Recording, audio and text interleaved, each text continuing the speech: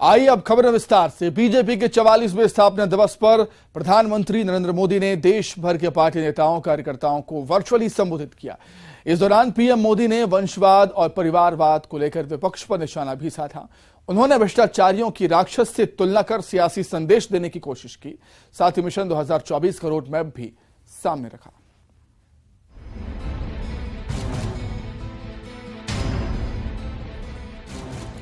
Bharatiya Janata party के 44वें स्थापना दिवस पर प्रधानमंत्री नरेंद्र मोदी ने पार्टी कार्यकर्ताओं को संबोधित किया और इस दौरान पीएम ने न सिर्फ बीजेपी के भविष्य की सियासत का खाका खींचा बल्कि विपक्ष पर जोरदार हमला बोला। परिवारवाद और भ्रष्टाचार का जिक्र कर उन्होंने विपक्षी दलों पर निशाना साधा।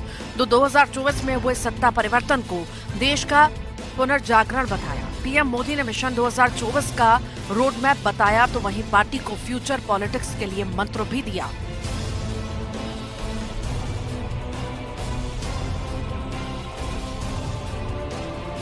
पीएम मोदी ने कहा कि सामाजिक न्याय पर जोर दिया और कहा कि सामाजिक न्याय हमारे लिए राजनीतिक नारेबाजी का हिस्सा नहीं है बल्कि हमारे लिए धर्म है।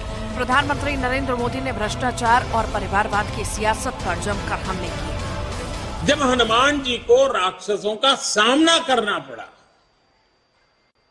तो वो उतने ही कठोर भी हो गए थे।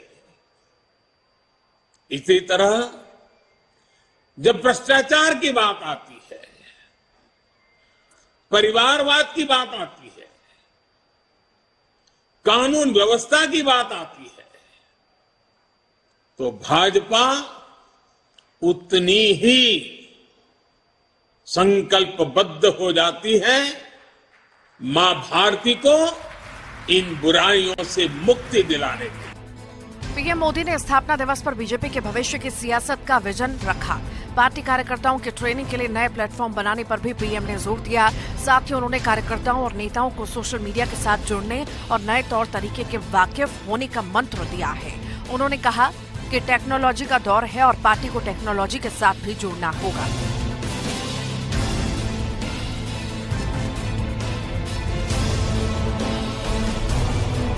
मौका हनुमान जयंती का भी था, लिहाजा पीएम मोदी ने कार्यकर्ताओं को बजरंग मंत्र भी दिया।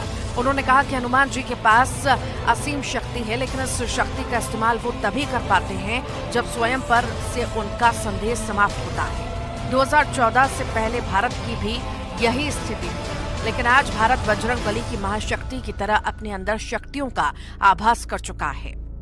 हनुमान जी के पास असीम शक्ति है, लेकिन इस शक्ति का इस्तेमाल वो तभी कर पाते हैं जब स्वयं पर से उनका संदेश समाप्त होता है। 2014 से पहले भारत की भी तो यही स्थिति थी। आज भारत समंदर जैसी विशाल चुनौतियों को पार करने, उनका मुकाबला करने में पहले से कहीं ज्यादा सक्षम है। मध्य प्रदेश, छत्तीसगढ़ सहित पूरे देश में बीजेपी के नेताओं और कार्यकर्ताओं को मोदी मंत्र मिला, तो वहीं पीएम मोदी ने विरोधियों को भी करारा जवाब दिया। करप्शन के खिलाफ केंद्रीय एजेंसियों के एक्शन पर विपक्षी दलों की हाय तौबा के बीच पीएम ने संदेश दिया कि भ्रष्टाचार के खिलाफ एक्शन की रफ्तार धीमी नहीं पड़ने वाली है। Bureau report, news 18 Delhi. करीब आते चुनावों के साथ ही मध्य प्रदेश का सियासी पारा भी तेजी से बढ़ता जा रहा है। हर मौके और हर मुद्दे पर सियासत हावी है। छिंदवाड़ा में रोजा इफ्तार पार्टी में शामिल होने के लिए पहुंचे कमलनाथ ने रोजेदारों से कह डाला कि आप छिंदवाड़ा संभालो, मैं प्रदेश संभालूंगा। इतना ही नहीं, उन्होंने ये भी कहा कि देश में दंगे फसाद हो रहे हैं। कमलनाथ के इस बयान पर सूबे का सियासी पारा चढ़ गया है। रिपोर्ट देखें आप। गर्मियों ने दस्तक दे दी है, तापमान चढ़ता जा रहा है, लेकिन मध्य प्रदेश में सियासी गर्माहट के आगे सूरज की तपिश भी कम है। करीब आते चुनावों के साथ ही राजनीति का पारा तेजी से बढ़ता जा रहा है। सियासी दल हर मौके और मुद्दे को भुनाने में कोई कोर कसर नहीं छोड़ रहे और इस सियासी सिलसिले को बरकरार रखा है कमलनाथ ने। छिंदवाड़ा में एक इफ्तार पार्टी में पहुंचे कमलनाथ ने रोजेदारों से कहा कि आप छिंदवाड़ा संभालो और मैं प्रदेश संभालूंगा। सिर्फ यही नहीं, उन्होंने रोजेदारों से ये भी कहा कि देश में दंगे फसाद हो रहे हैं और ये लोग देश को बर्बाद कर देंगे। आप सबको छिंदवाड़ा संभालना है, मुझे प्रदेश संभालने की। आप चाहते हैं मैं यहाँ बंद के रह जाऊँ तो मैं बंद के रह जाता हूँ। नहीं। आप सब जगह देख रहे हैं क्या हो रहा है पूरे प्रदेश में, किस तरह दंगा फसाद पूरे देश भर में ये कर रहे हैं। दंगा फसाद बहुत ये पूरे देश को बर्बाद करके छोड़ेंगे। कमलनाथ का ये बयान सामने आने के बाद बीजेपी का पारा हाई है। सीएम शिवराज सिंह चौहान ने कमलनाथ पर डर दिखाओ वोट पाओ की राजनीति का आरोप लगाया। उन्होंने कहा कि कमलनाथ के इस बयान से उनकी कुटिलता जाहिर हो रही है।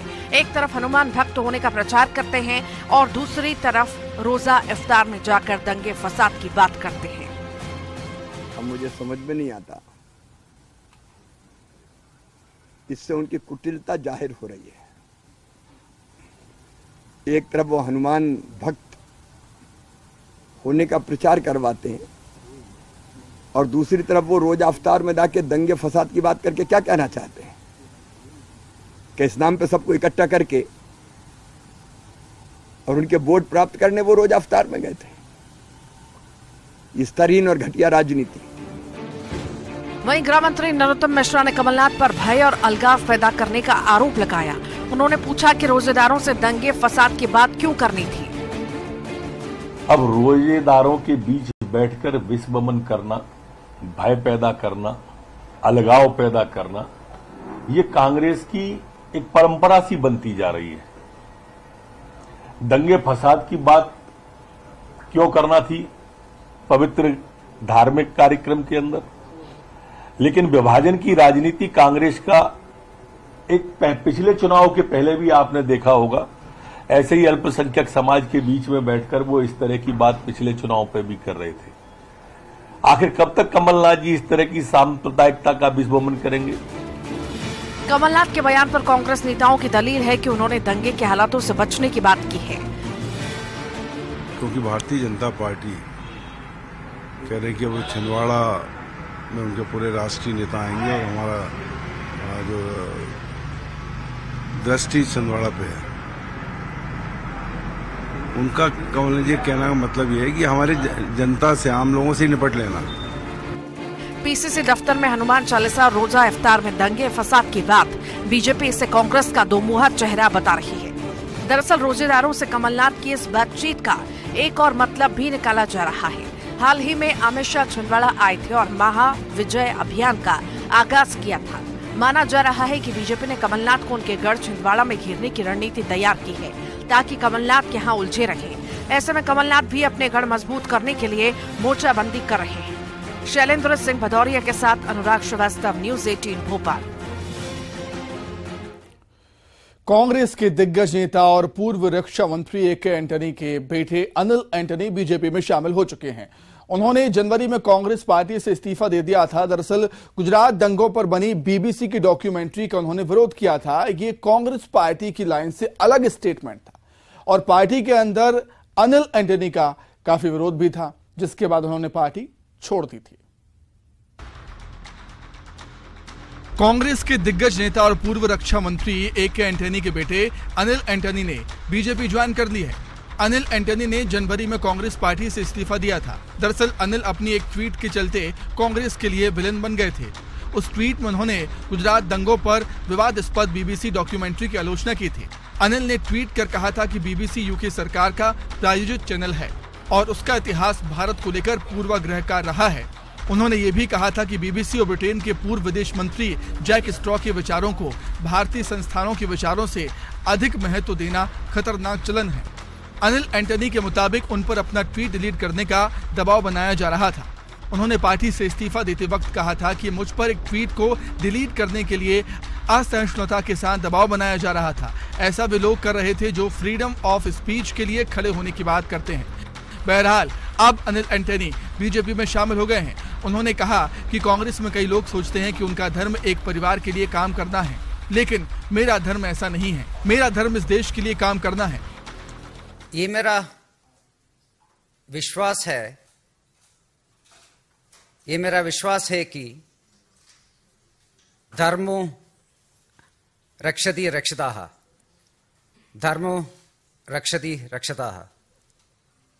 आजकल कांग्रेस के कई नेता और कार्यकर्ता मानते हैं कि उनका धर्म एक परिवार के लिए काम करना है, लेकिन मुझे लगता है कि मेरा धर्म इस राष्ट्र के लिए काम करना है।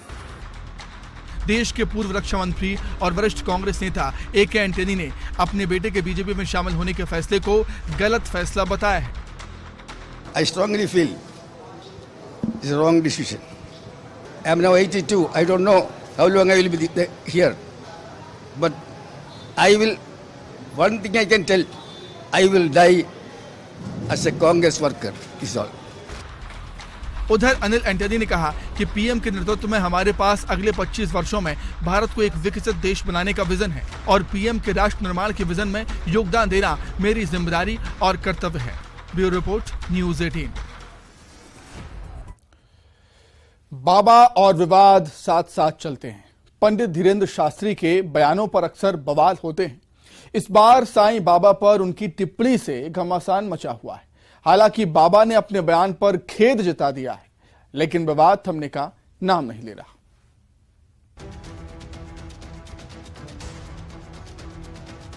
साईं बाबा संत हो सकते हैं, फकीर हो सकते हैं, भगवान नहीं हो सकते। बाबा के इस बयान पर शुरू हुआ विवाद थमने का नाम नहीं ले रहा है। साईं भक्त तो आहत हैं ही, सियासत भी आसमान पर है। हालांकि बाबा ने इस बयान पर खेद जता दिया है, लेकिन बवाल अभी भी जारी है। खासकर महाराष्ट्र में राजनीतिक पार्टियां इसे संतों के साथ ही राज्य के सम्मान से भी जोड़ रही हैं। कांग्रेस का कहना है कि पहले संत तुकाराम और अब साईं बाबा पंडित धीरेन्द्र शास्त्री संतों का बार बार अपमान कर रहे हैं। ये पहले संतों को अपमानित करते हैं और फिर माफी मांगते हैं। कि ऐसे संतों को महाराष्ट्र में बार बार कार्यक्रम करने की अनुमति भारतीय जनता पार्टी, जो तथाकथित हिंदुओं का संरक्षण करने वाली पार्टी है, ऐसे संतों का कार्यक्रम कराती है। जो संत हमारे करोड़ों हिंदू लोगों की भावनाओं को आहत करते हैं, ऐसे लोगों का कार्यक्रम कराती है। कांग्रेस पार्टी यह मांग करती है कि तत्काल प्रभाव से ऐसे धीरेन्द्राचार्य शास्त्री जैसे लोगों को महाराष्ट्र में कोई भी काम करने की अनुमति न दे, जिससे कि यहाँ के करोड़ों लोगों की आस्था को चोट न पहुंचे। संत तुकाराम पर टिप्पणी के बाद भी पंडित धीरेन्द्र शास्त्री ने माफी मांगी थी और अब साईं बाबा पर दिए गए बयान के बाद भी खेद जताया है। लेकिन इस बार मामला इतनी आसानी से शांत होता नजर नहीं आ रहा है। शिवसेना उद्धव गुट पूछ रहा है कि अपमान कर क्षमा मांगने की प्रथा साधु संतों में कब से आ गई, और साथ ही बाबा को सलाह भी दी है, धर्म का काम करिए, राजनीति नहीं। उन्होंने साईं बाबा जी का अपमान किया, फिर क्षमा मांगी। ये अपमान करके क्षमा मांगने की प्रथा कब से हमारे साधु संतों में आ गई? हमारा सनातन तो ऐसा नहीं है। हम तो सभी का सम्मान करते हैं और साईं बाबा के तो भक्त लाखों नहीं करोड़ों में हैं, पूरी दुनिया में हैं। और आप किसी साधु संत, किसी पीर फकीर को नहीं मानते, वो आपकी भावना होगी, लेकिन जो मानता है उसकी भावना को दुख पहुंचाने का आप कारण क्यों बन रहे हैं? मैं यही कहूंगा कि आप धर्म का काम करिए, आप राजनीति मत करिए। बाबा हिंदू राष्ट्र की बात करते हैं। ये विचारधारा बीजेपी के करीब बताई जाती है, लेकिन साईं बाबा पर दिए बयान के बाद बीजेपी के करीबी भी सवाल उठा रहे हैं। शिवसेना शिंदे गुट कह रहा है कि संतों के बारे में गलत बात स्वीकार नहीं। बाबा के खेद जताने पर पार्टी का कहना है कि साईं बाबा ने उन्हें बुद्धि दी है, जिससे बाबा ने माफी मांग ली है। बागेश्वर महाराज ने इससे पहले भी संत तुकाराम महाराज के बारे में कुछ बातें सही नहीं की थी। अभी हमारे साईं बाबा के बारे में वैसी ही बात की है। ये आस्था का विषय है। हर एक आदमी किसी न किसी भगवान को मानते हैं, अलग अलग धर्म के मानते हैं। कोई राम को मानता है, कोई रहीम को मानते हैं, कोई यीशु क्रिस्त को मानते हैं। लेकिन उन्होंने अगर दिलगिरी व्यक्त की है तो ये भी उनको जो बुद्धि मिली है वो साईं बाबा ने जल्दी दी है ऐसी लग रही है। क्योंकि साईं बाबा हमेशा बोलते थे, श्रद्धा सबूरी सबका मालिक एक है। सब लोग अलग अलग धर्म की पूजा अर्चा होती रहती है, अलग अलग धर्म को मानते हैं, अलग अलग भगवान को मानते हैं। बट मेरे ख्याल से जो उन्होंने पहले बातें की थी, महाराष्ट्र में आके महाराष्ट्र के संतों के बारे में गलत बात करना, ये कोई भी धर्म का हो एक्सेप्ट नहीं करेगा। तो बाबा पर सियासी घमासान तो जारी है ही, और उनके बयान से भक्तों को भी ठेस पहुंची है। भक्तों की मांग है कि भरी सभा में साईं बाबा का अपमान किया गया और माफी भी सार्वजनिक मांगी जानी चाहिए। हालांकि साईं भक्तों के लिए ये आस्था का विषय है, सियासत का नहीं। और ऐसे में कई भक्त ये भी कह रहे हैं कि अगर बाबा माफी मांगे तो उन्हें माफ कर देना चाहिए। मैं ये कह रही हूँ, उन्होंने माफी मांगी ही है तो बहुत अच्छा किया है कि चलो उनका मतलब उसके पाप धुल गए। अगर माफी मांगी है तो आगे से मतलब कभी उनके मन में साईं बाबा के बारे में गंदे विचार ना आए। ऐसा बोलना नहीं चाहिए, चाहे उन्होंने माफी मांगी है, लेकिन माफी जो है जैसे भली सभा में बाबा का अपमान हुआ है ऐसे भली सभा में मांगनी चाहिए। योगेश्वर धाम जी ने जो भी बोला वो बिल्कुल गलत है और किसी को कोई हक नहीं है किसी के बारे में ऐसा बोले, स्पेशली साईं बाबा के लिए। ओम साईं राम। हम सभी साईं बाबा के भक्त हैं और साईं बाबा भगवान स्वरूप हैं। और जो है बागेश्वर धाम वाले बाबा जी ने साईं बाबा से माफ़ी मांगी है तो अच्छी बात है। बाकी जो है बागेश्वर धाम के जो है बाबा हैं वो भी माने हुए संत हैं। मैं साईं बाबा भगवान को भगवान का स्वरूप मानता हूँ और अगर उनका कोई अनादर करे तो मुझे बहुत तकलीफ होती है। मैं चाहता हूँ कि जिसने भी अनादर किया है वो पूरे सार्वजनिक तरह से लोगों से माफी मांगे और हमें उसे माफ कर देना चाहिए। बाबा के बयान पर बवाल है, साईं भक्तों की आस्था का सवाल है। बाबा ने खेद जता दिया है और भक्त उन्हें माफ भी कर दे, लेकिन सियासत थमती नहीं दिखाई दे रही। Bureau report, news 18।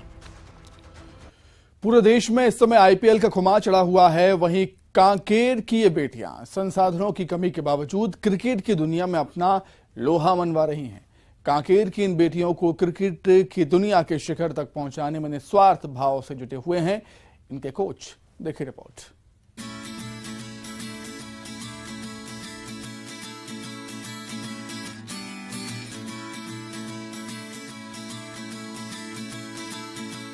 आजकल लड़कियां लड़कों से किसी मायने में कम नहीं हैं, बस उन्हें मौका मिले तो देखिए उनकी काबिलियत।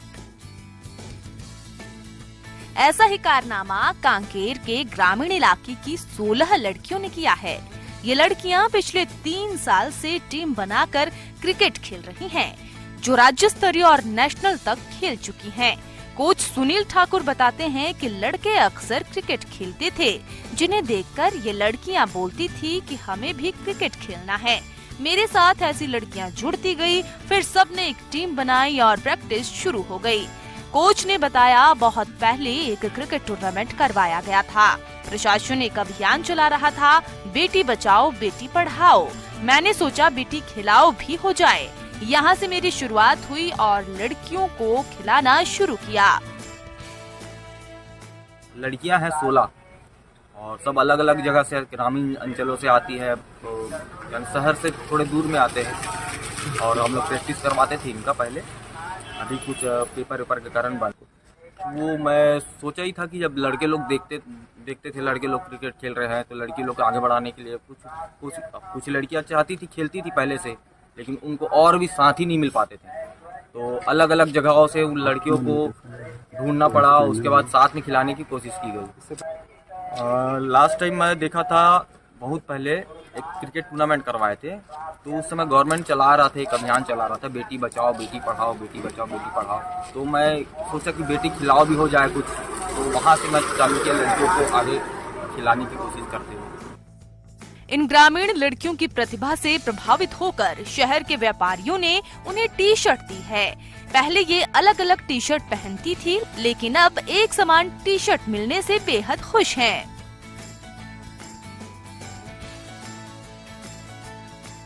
टी शर्ट का तो जरूरत था, क्योंकि हमारे पास था नहीं एक जैसा, और फिर अगर जाते भी थे तो आजकल मतलब एक ही कलर का चाहिए होता है, तो फिर नहीं था हमारे पास, तो अच्छा लग रहा है कि एक कलर का टी शर्ट मिल गया। वहीं ये लड़कियां छत्तीसगढ़ का नाम रोशन करने के लिए इंडिया की टीम में पहुंचना चाहती हैं। साथ ही इन लड़कियों का कहना है कि बहुतायत घरों में लड़कियों को खेल में जाने के लिए मना किया जाता है, लेकिन लड़कियां खेल में भी बहुत कुछ कर सकती हैं, इसीलिए कहते हैं लड़कियां खिलाओ। लड़कियां पहली बात खेल रही है, वही बहुत बड़ी बात है। और ऐसा माना जाता है कि घरों में मना करते हैं बहुतों के लड़कियों को कि खेल में क्या रखा है, पढ़ाई करो, खेल में कहाँ आगे बढ़ पाओगे।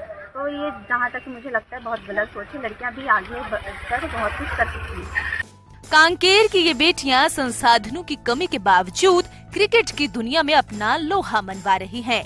ऐसे में बेटी बचाओ बेटी पढ़ाओ अभियान के बाद अब बेटी खिलाओ अभियान पर जोर देने की जरूरत है। खेमनारायण शर्मा, न्यूज़ 18 कांकेर। जांजगीर चांपा के अकलतरा नगर पालिका में साल 2017 में जिले का पहला स्विमिंग पूल शुरू हुआ, लेकिन पूल शुरू होने के महज कुछ साल बाद ही बंद हो गया, जिससे जिले के खिलाड़ियों को स्पर्धा की तैयारी के लिए परेशानियों का सामना करना पड़ रहा है। छत्तीसगढ़ में खिलाड़ियों को प्रोत्साहित करने के लिए कई योजनाएं चलाई गईं। इसी कड़ी में तैराकी प्रतियोगिता को बढ़ावा देने के लिए प्रदेश के कई जिलों में स्विमिंग पूल बनाए गए। इन्हीं में से एक जांजगीर चांपा जिले के अकलतरा नगर पालिका में जिले का एकमात्र स्विमिंग पूल बनवाया गया, जिसका लोकार्पण धूमधाम से साल 2017 में किया गया। लेकिन पिछले 3 साल से अकलतरा नगर पालिका में स्थित स्विमिंग पूल बंद पड़ा हुआ है, जिससे नगर वासियों में भारी नाराजगी है।